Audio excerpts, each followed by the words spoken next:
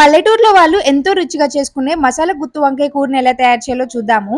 మసాలా కూర అనగానే రకరకాల దినుసులన్నీ వేసి చేస్తారనుకుంటారేమో, కాదు. చాలా సింపుల్‌గా 2, 3 ఇంగ్రీడియెంట్స్‌తోనే మనము ఈ గుత్తి వంకాయని ఎట్లా రుచిగా చేసుకోవాలో చూద్దాము. ముందుగా స్టవ్ మీద పాన్ పెట్టుకొని వెడల్పుగా ఉన్నది. ఆ తర్వాత ఇందులో కొంచెం ఆయిల్ వేసుకొని, మనం కట్ చేసుకొని పెట్టుకున్న గుత్తి వంకాయలను వేసుకొని, ఇందులోనే కొంచెం పసుపు, ఉప్పుని వేసుకొని కుక్ చేసుకోవాలి. మూతను పెట్టుకొని వేయించుకుంటూ ఉంటే మెత్తగా లోపల వరకు కుక్ అవుతుంది.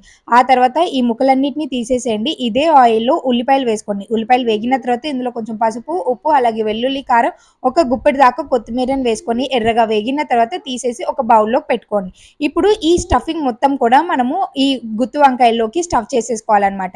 ఇదే అసలైన రుచికరమైన కారము. ఆ తర్వాత స్టవ్ మీద ఇంకొక పాన్ పెట్టుకొని ఆయిల్ వేసుకొని పోపుని పెట్టుకోవాలి. పోపు ఎర్రగా వేగిన తర్వాత మనం స్టఫ్ చేసుకున్న గుత్తి వంకాయల్ని వేసేసుకొని పైనుంచి ఇంకొంచెం వెల్లుల్లి కారం వేసుకొని పప్పు, చారు, రసంలో సూపర్‌గా ఉంటుంది. అసలు ఎంత రుచిగా ఉంటుందో చెప్పాల్సిన అవసరం లేదు.